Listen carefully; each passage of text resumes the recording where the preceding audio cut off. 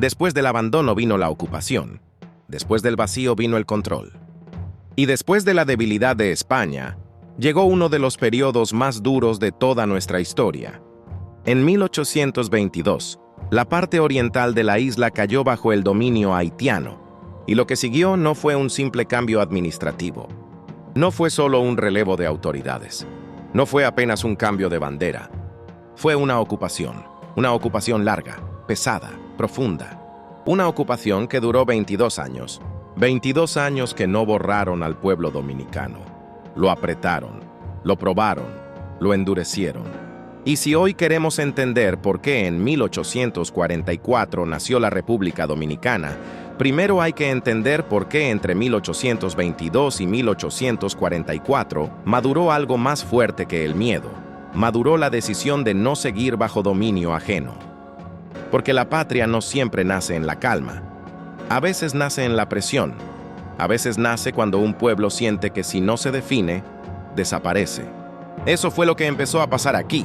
Cuando termina la etapa de la llamada España boba, la parte oriental estaba débil. España había vuelto, sí, pero había vuelto tarde. Había vuelto sin proyecto. Había vuelto sin fuerza para levantar esta tierra. Y en medio de esa debilidad, en 1821, José Núñez de Cáceres proclamó la llamada independencia efímera. Pero aquella independencia nació frágil, sin fuerza militar suficiente, sin apoyo sólido, sin tiempo para consolidarse, y quedó expuesta casi de inmediato. Fue en ese escenario cuando Jean-Pierre Boyer, presidente de Haití, entró en Santo Domingo el 9 de febrero de 1822 y colocó toda la isla bajo un solo gobierno. Y aquí hay que hablar claro. La ocupación haitiana no se puede explicar con ingenuidad. No fue una fusión natural entre dos pueblos que decidieron caminar juntos en igualdad de condiciones. No fue una integración armoniosa. Fue una ocupación sostenida por el poder político y militar haitiano sobre la parte oriental de la isla. Ahora bien, si queremos contar la historia bien, hay que decirla completa. Y la verdad completa es que durante ese periodo se abolió la esclavitud en la parte oriental. Eso fue real. Eso ocurrió bajo Boyer, en coherencia con el proyecto haitiano de impedir el regreso del sistema esclavista a la isla. Pero reconocer eso no obliga a maquillar lo demás. Porque una cosa es admitir una medida histórica importante, y otra muy distinta es fingir que por eso la ocupación fue justa, ligera o beneficiosa para el pueblo dominicano en su conjunto. No. La ocupación también significó control centralizado, significó subordinación política, significó presión sobre instituciones que tenían un peso profundo en la vida del Este. Significó el choque entre un poder ocupante y una sociedad que no se veía a sí misma como simple extensión del proyecto haitiano, y ese choque fue dejando marca. Durante esos años, se afectaron bienes de la Iglesia, se golpeó la influencia eclesiástica en la parte oriental, se alteró un orden social que para muchos sectores era parte central de su manera de vivir y de entender la comunidad. También hubo medidas económicas y fiscales que generaron rechazo. La presión del Estado haitiano, sumada a sus propias urgencias financieras, se sintió en toda la isla. Y el contexto empeoró todavía más después de 1825, cuando Haití aceptó pagar una enorme indemnización a Francia a cambio del reconocimiento formal de su independencia. Eso importa mucho, porque cuando un Estado tiene una carga económica brutal encima, esa presión baja al campo, baja a la producción, baja a la vida cotidiana, y el Este terminó sintiendo el peso de decisiones tomadas desde un poder que no nacía de su voluntad. La ocupación, entonces, no fue solo un asunto militar o político, fue también un problema social, cultural, religioso y económico.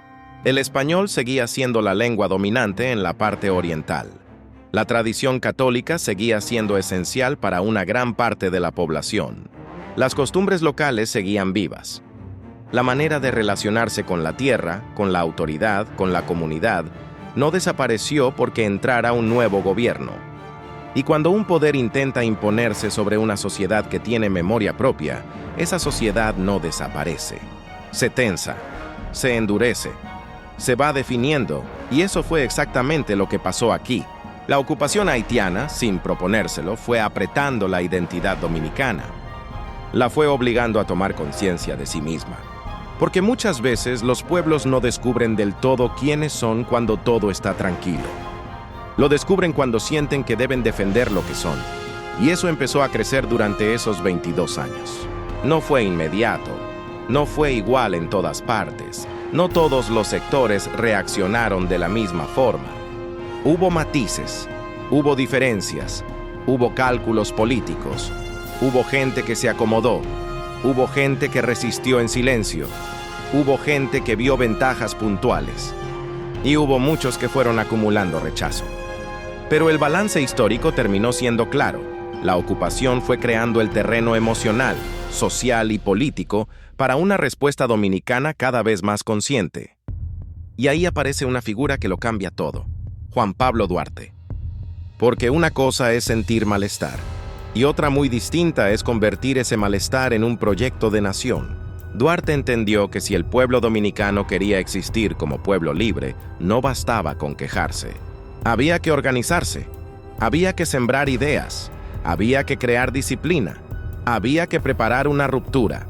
Por eso, el 16 de julio de 1838 fundó la Trinitaria, una sociedad secreta creada para trabajar por la separación de Haití y por el nacimiento de una república independiente en la parte oriental. Y ese paso fue gigantesco, porque ahí el sentimiento de inconformidad dejó de ser solo ambiente, dejó de ser solo murmullo, dejó de ser solo fastidio y empezó a convertirse en organización, en estrategia, en propósito. Eso es clave entenderlo. La República Dominicana no nació de un impulso desordenado, no nació de una rabia sin forma. Nació también de una preparación, de una idea sembrada, de una visión. Duarte y los trinitarios vieron con claridad que un pueblo no se convierte en nación solo porque sufra. Se convierte en nación cuando decide organizar su libertad. Y por eso la ocupación haitiana terminó produciendo un efecto que Boyer nunca habría querido. En lugar de disolver completamente la identidad del Este, la empujó a consolidarse.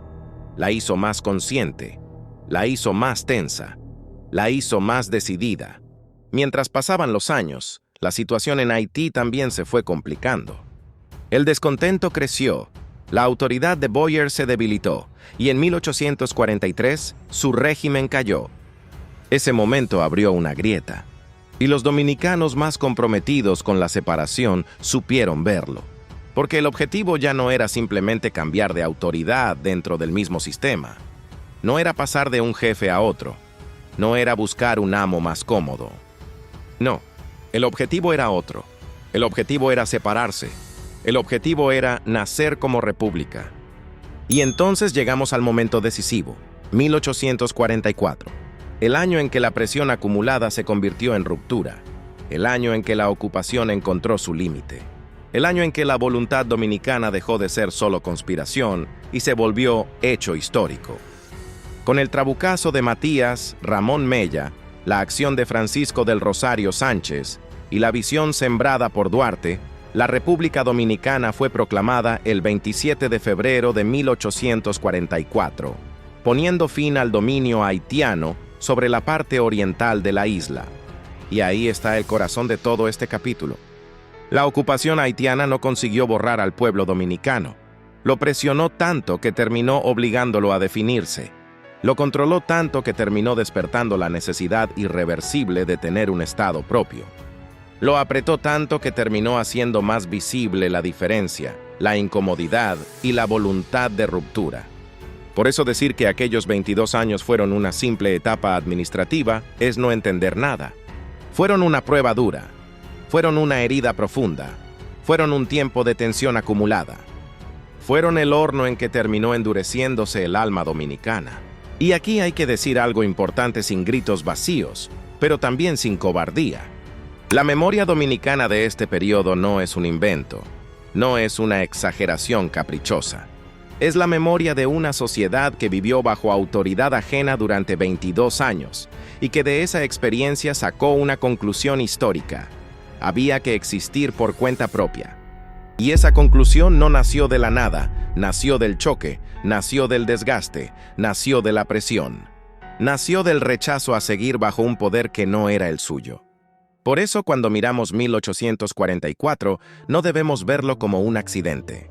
Debemos verlo como una respuesta, como el resultado de una acumulación histórica, como el momento en que un pueblo dijo, hasta aquí el dominio ajeno, hasta aquí la ocupación, hasta aquí la subordinación, hasta aquí vivir bajo una autoridad que no expresa nuestra identidad, nuestra memoria, ni nuestro destino. Y eso convierte este capítulo en una pieza central de toda la serie. Porque sin entender la ocupación haitiana, no se entiende de verdad por qué la independencia dominicana no fue simplemente un cambio de bandera, fue una afirmación de existencia, fue una declaración de voluntad nacional, fue la decisión de vivir bajo nombre propio, bajo destino propio y bajo soberanía propia. Y esa lección sigue viva, porque la soberanía no se sostiene sola, la identidad no se conserva sola, la patria no se mantiene sola. Hay que defenderla, hay que pensarla, hay que afirmarla. Y a veces, como ocurrió en aquellos 22 años, es precisamente la presión externa la que termina obligando a un pueblo a descubrir quién es de verdad. En el próximo capítulo vamos a entrar en el momento en que esa conciencia empieza a organizarse con nombre y método, la Trinitaria. Ahí veremos cómo el malestar se convirtió en conspiración, cómo la conspiración se convirtió en proyecto y cómo ese proyecto terminó sembrando la República. Yo soy Hansel García. La patria se defiende, no se negocia.